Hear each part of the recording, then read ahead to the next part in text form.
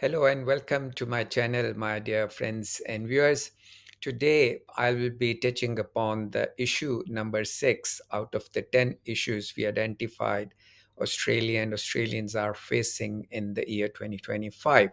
And today's issue is Australia's digitisation, cybercrime threats, and how it is preparing to defend itself. Australia's push to become a fully digital economy by 2030 is facing a brutal reality check. While e-government services and My Health Records promises convenience, cyber criminals including transnational networks are turning digitizations into a gold mine for fraud. From NDIS scam to retail theft syndicates, ordinary Australians are paying the price. But here's the twist. AST and ASIO aren't just watching. So, what are they doing? Let's take this journey and look into it that how the threats and perpetrators and unseen battles is being fought by our cybersecurity agencies. The human cost. A retired couple in Queensland lost life saving. One in four Australians experience a cyber breach in 2024, according to ACSC. In 2023, the retired couple we just mentioned in Queensland lost their entire life saving, equivalent to $750,000, to a phishing email that looked exactly like their bank's message. They are not alone.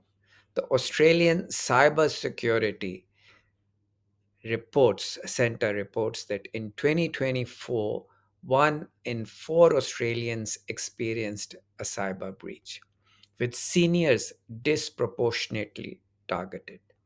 The highest damage to Australia or Australians due to cybercrime in a single year is estimated to be $42 billion, dollars, according to Australian Cybersecurity Centre, as provided by cyber.gov.au.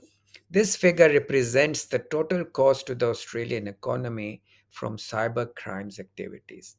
In 2020 and 21 financial year, the ACSC also reported self-reported losses from cyber crimes, totaling $33 billion, dollars, according to Insurance Adverse Advisor Net Australia. Sorry. Nevertheless, Australia is active, and by 2030, the government says it aims for every Australian to recover quickly after a cyber attack. But to do that, it will have to cover a lot of ground. Let's try and understand the scale of the problem and how it reaches our shores. Major breaches. Optus 2022, 10 million records leaked, including passports. In Medicare, Medibank 2022 again, 9.7 million health records exposed, later sold on the dark web. Latitude Financial 2023 reports 14 million driver licenses were stolen. 60 Minutes, our famous Channel 9 program, they investigated in 2023 and reached overseas to the hub of crime. Reporters traced stolen Aussie data to Indian hacking hubs, where Medicare numbers were sold for $300 each. Syndicates operate with customer services teams assisting fraudsters. Cybercrime cost Australia an estimated $30 billion plus annually. Small businesses are now spending an average $65,000 a year recovering from these attacks. These aren't just data leaks, they are also systemic failures. The Marybank breach exposed mental health records, leading to extortions. Optus Labs forced millions to replace passports. And as 60 Minutes showed, our data is now a global commodity, traded, sold, and used for fraud. According to AST, the cyber threat intelligence sharing partners grew by 66% to over 400 partners, sharing about 1.4 million indicators of compromise. In response, the Albanese government has committed 15 to 20 billion dollars to its program up to 2033-34 to enhance cyber domain capabilities as part of the 2024 Integrated Investment Program. Economic impact. Cyber costs 30 billion plus annually. According to AST, SMEs on average, SMEs spend about $65,000 each year on average as a recovery cost, according to Australian Competition and Consumer Council. Horizon 1 and Horizon 2 are the Australian government cyber security programs. So Horizon 1 23 to 25 is addressing critical gaps in protection, whereas 26 to 28 will be scaling cyber maturity economy wide. Yes, Horizon 1 and 2 are key components of the Australian government's cybersecurity strategy up to from 2023 to 2030. Horizon 1 23-25 focuses on strengthening foundational cybersecurity, addressing critical gaps and protecting vulnerable citizens and businesses. Horizon 2 from 26 to 28 will aim to scale cyber maturity across the economy and further develop the cyber ecosystem. Yes, it is heartening to know our Australian government is very much on it and taking appropriate measures to protect its citizens. So, from where the cyber crimes and attacks are coming from, Australia suffered the most from stolen Aussie identities and data linked to call centers in Delhi and Mumbai. 60 Minutes program exposed in 2023. India linked high mum scams cost Australians $20 million last year, according to AST, whereas AFP, Australian Federal Police, busted 12 Indians in Australia buying hacked data from Genesis Market, including 36,000 Aussies devices. The World Cybercrime Index top 10 countries are Russia, Ukraine, China, the USA, Nigeria, Romania, North Korea, the UK, Brazil, and India. Cybercrime is borderless. The World Cybercrime Index, published in PLOS Plus, one by the University of Oxford and new UNSW, they found that the majority of global cyber criminals activities originate from small group of countries, and the top 10 countries can be seen on the slide. Not in any particular order, most likely by maybe similar, but these are the top 10 countries where the cyber crimes or criminals are operating.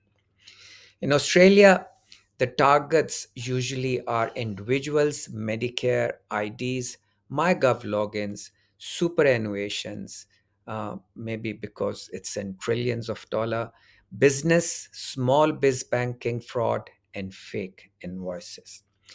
Case study can be of high mom scam used by criminals impersonating family members to steal $200 a day in 2020, according to ACC. However, Australian Communication Media Authority ACMA issued alert warning for this scam again recently in 2024, saying that hi mom or hi dad according to ACMA, should not be responded. So they have advised not to um, directly reply to the message. If you are concerned, call or contact your relative on the number already stored in your phone to confirm whether it's real. Never change the contact details in your phone or send money without being sure you are talking to a real person. Scammers target everyone. Learn more about how to protect yourself from phone scams on the ACMA website or make a report to Scam Watch. Threats. India has dominated Australian suffering. So, apart from India, Australia is also keeping eyes on few other countries. And thus, with some concerns, are that Australia uh, is taking watchful consideration for the shadowing threats from operators in China. According to the report, they may target infrastructures like water and power grids to disrupt the services. And Russia, ransomware and disinformation um, campaigns. While India's cybercrime is proven as cybercrime capital for Australia, China and Russia threats remain theoretical, but we must be prepared. Sorry for my sore throat. State-linked threat and espionage. So that is not alone. In other words, Australian Security Intelligence Organization has disrupted what it called a nest of spies involving India's raw intelligence. Canada's Communication and Security Establishment has already listed India as a cyber threat in October 2024, following attack on the website of Canadian Armed Forces in 2023. So some risks go beyond cybercrimes into the realm of statecraft. In 2020, the Australian Security Intelligence Organization disrupted what it called a nest of spies. Operating here later confirmed to include operatives directly linked to India's external intelligence service, RAW. Their activities targeted defense technologies, airport security protocol, and trade sensitive information. The Australian government quietly expelled multiple individuals while maintaining the diplomatic stability. A reminder that national security often plays out behind the scenes. Other potential threats projected includes Walt Typhoon from groups operating from China um, and Russian ransomware group, which may target hospitals and schools. So, why Australia is vulnerable? The reasons those I have researched comes out to be outdated laws. So no mandatory real-time breach notification like the European Union's GDPR. Low penalties, corporate fines capped at about $50 million. Underfunded defense, AST has 1/10 the budget of United Kingdom's GCHQ. Skills gap. Uh, 80% of SMEs lack basic cyber training, and there is weak enforcements. Large scale fraud often result in light penalties. In Australia, corporate fines for cybercrimes are though capped at 50 million. The actual fine now, after revision, can be higher, reaching up to three times the value of the benefit gained from cybercrimes. So, for instance, if somebody has made a million, can be fined up to 3 million, or 30% of the company's adjusted turnover during the breach period if benefits cannot be determined, according to ACCC reported on Treasury Law Amendment 2022.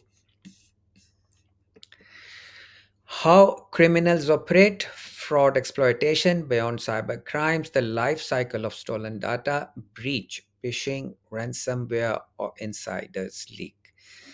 Sale, dark web auctions are generally made. For example, Australian cards stolen were sold, such as Medicare cards and bank logins. Fraud, identity theft, superannuation, raids, tax refund scams, laundering, crypto wallets, or fake invoices.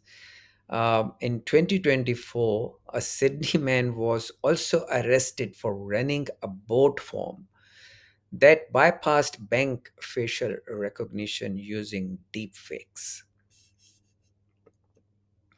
Solutions: how Australia can lead a three strike rule for companies. CEO face strict penalty after repeated cyber breaches, not abiding, in other words, by AST recommendations. Link executive bonuses to cyber safety performances. National cyber literacy campaign, especially for seniors and SMEs. Mandatory scam warning on bank login pages. Create a cyber army. This is a long term strategy of 5,000 more or less ethical hackers trained through TAFE or universities after thorough AFP background checks.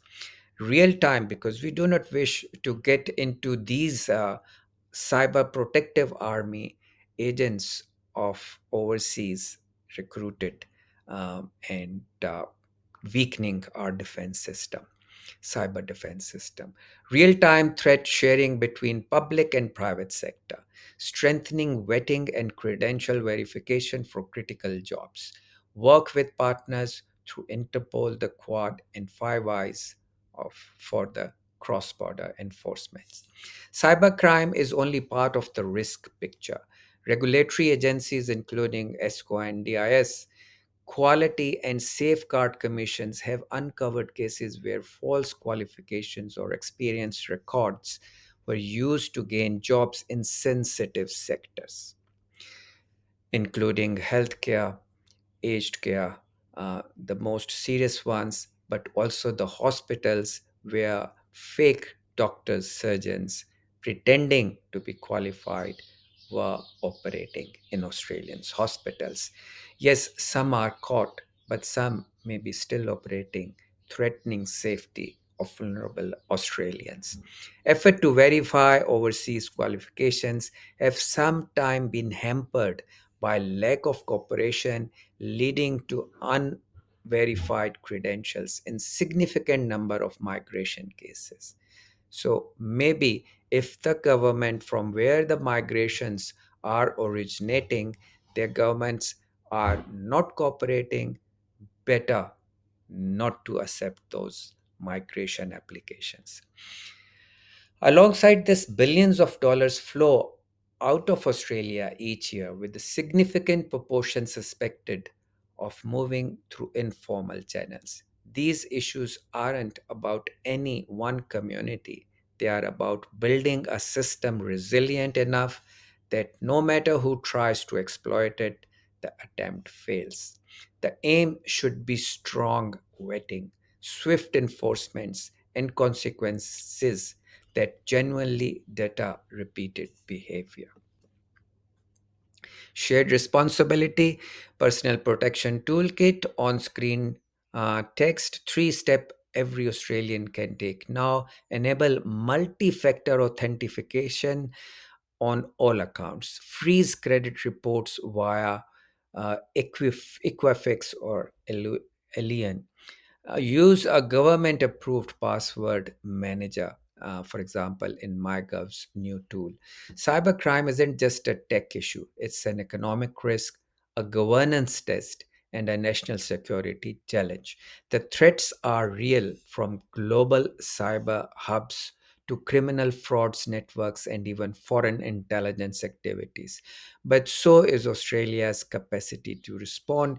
We have the tools, the talent, and the allies. What we need now is the will to close the gaps, enforce the rules, and ensure that in digital age Australia remains not just connected but secure.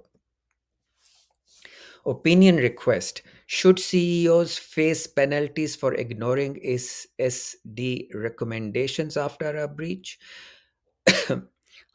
Sorry. How to ensure ethical hackers selection is foolproof? Someone from compromised background does not become part of the Australian ethical hacker stream. Public opinion, I seek your opinion that may be forwarded for consideration to concerned authorities about this important issues. I therefore would really appreciate if you could provide your honest opinion on these two matters in the comments. Thank you for watching. Stay tuned for the next issue, that is education and skill gaps and migration policies manipulation.